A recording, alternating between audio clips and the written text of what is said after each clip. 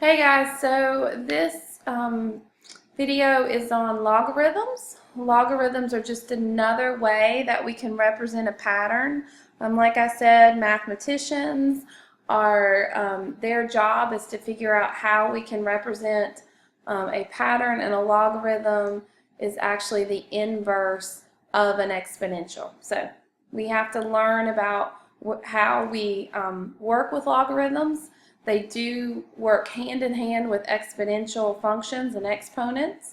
So when you see log base 3 of 243 equals 5, you can convert this logarithmic equation into an exponential form. The way that we are going to do this is our log loop. So the base of the log is 3. And then we are going to loop over here to what we equal.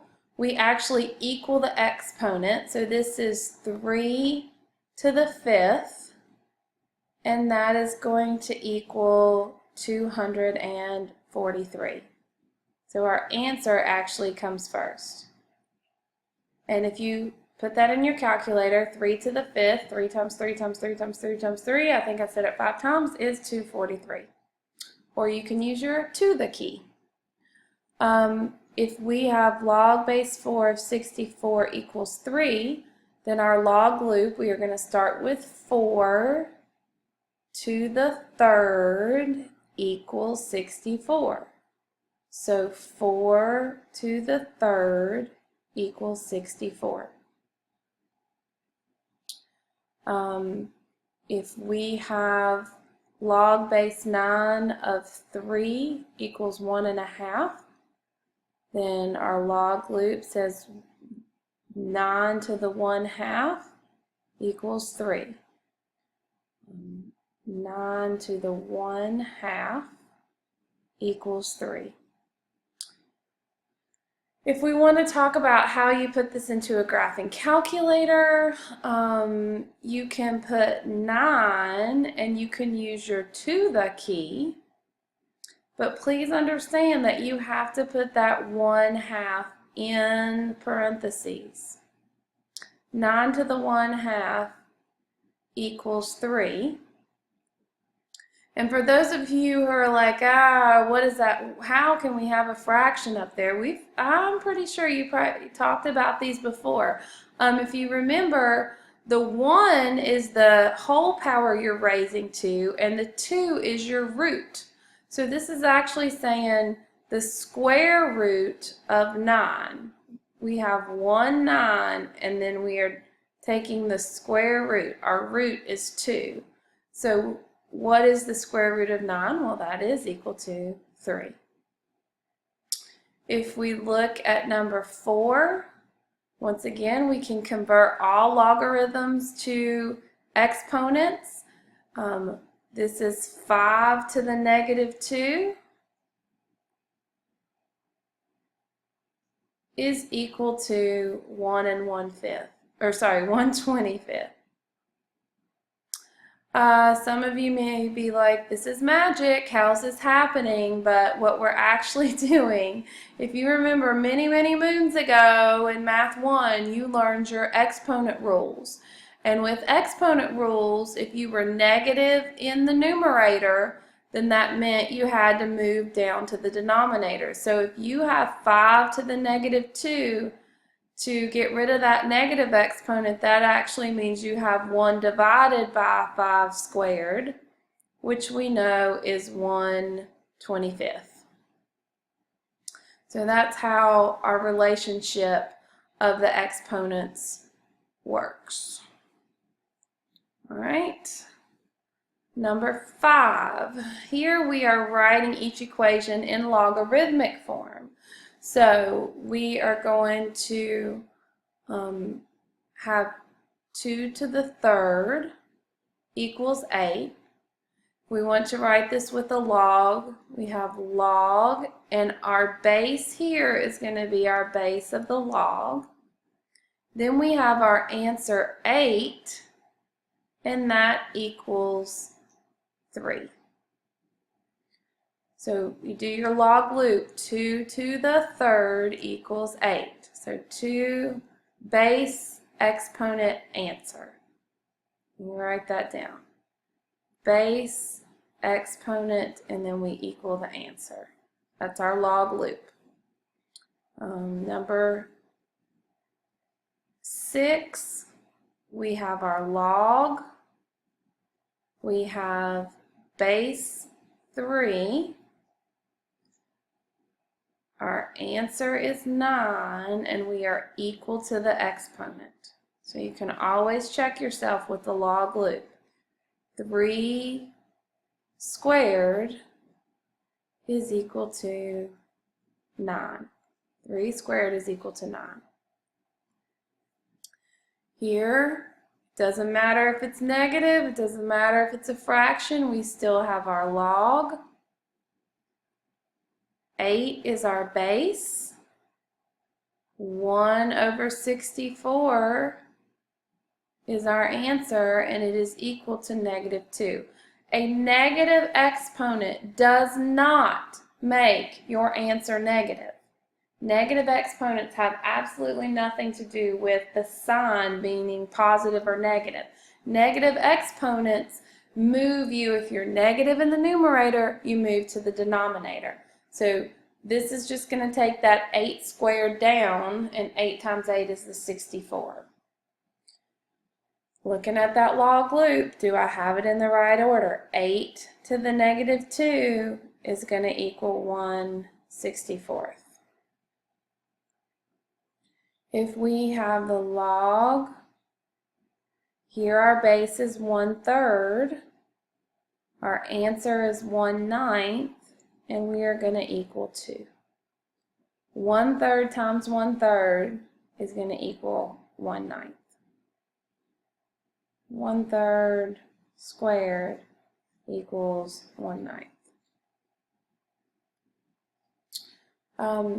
The third section that we need to talk about with our logs, we're looking at how we can evaluate the expression. So in the last 2 pages, we actually have a log and it's equal to something, and we can use that log loop.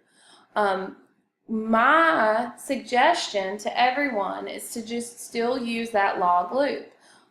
We can say, if we want to know log base 5 of 25, that's what we're looking for. We're looking for an answer x. So I set that equal to x.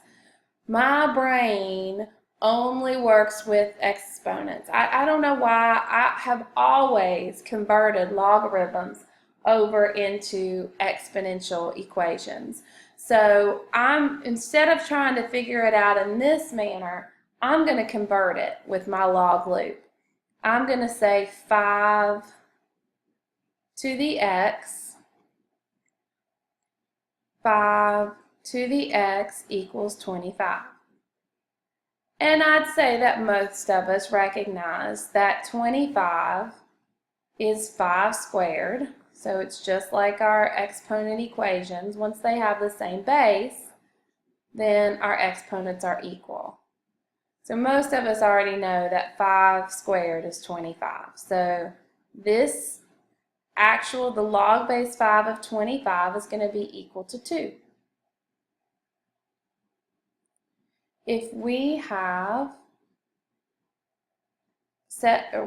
I'm going to set this equal to x. And then I'm going to come over here and do my log loop again.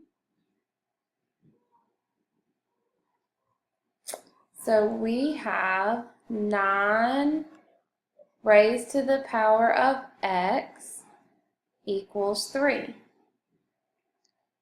Well, there are a couple of ways that you can look at it. I'm sure there are some of you in this room who recognize that we're getting smaller, so this is actually going to be a fraction up here. We have to take a root, and most of us know that the square root of 9 is equal to 3.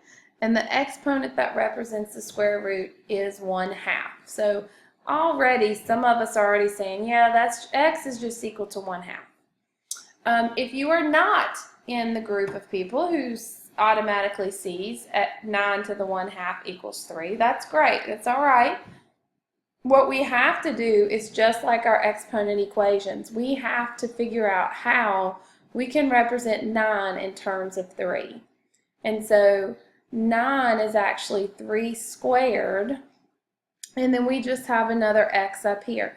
If we remember our exponent rules, those are just gonna, when you multiply or raise a power to a power, you multiply. And so now that these are both equal to a base of 3, I only have 3 to the first here, then I can say my exponents are 2x equals 1. I can divide both sides by 2, and then x equals 1/2.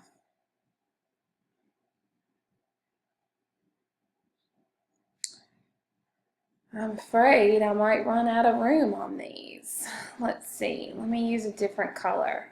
Hopefully y'all can see the green.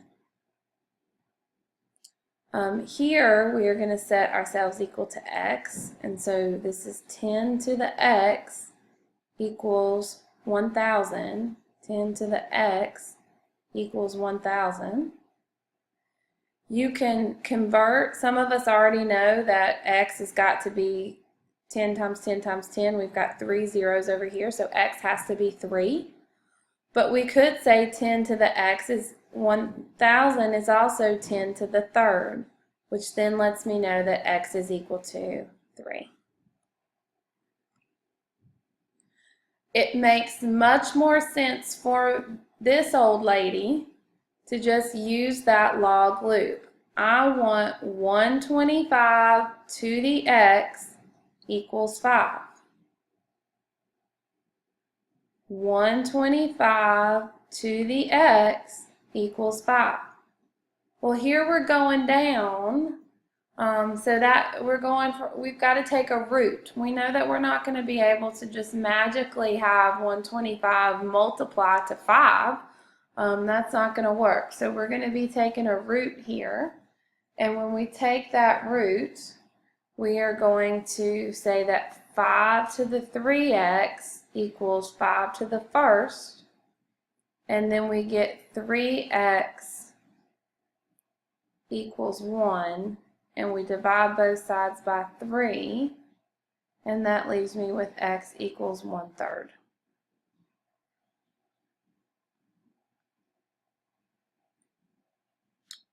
I'm going to do, let's see, these are a little bit different. Let me work 13 and 14, and then I think we should be good. I'll go back to my blue, set this equal to x. 4 to the x equals 164. 4 to the x equals 1/64. So that means we're moving from the numerator to the denominator. All those 4's are going to be down there. However you want to look at it, we have to get that. We can either convert the 64. We know that 64, or I hope we know that 64 is 4 to the third. And then if we want to bring that up to the numerator, then we get 4 to the x equals 4 to the -3. And so at that point, I have the same base, so x is going to equal -3.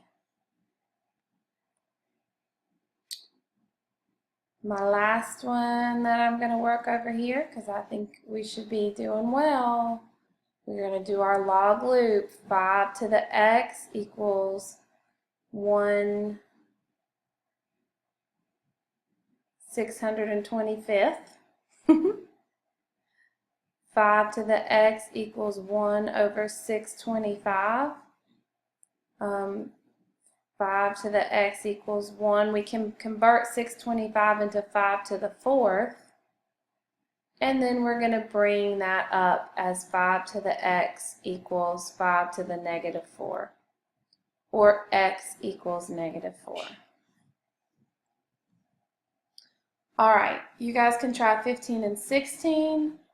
I don't even remember what I said, but I need to throw in that on the graphs, I just want you to write the shift. So remember the plus 1, that means we're going actually left 1, and the minus 4 means we're going down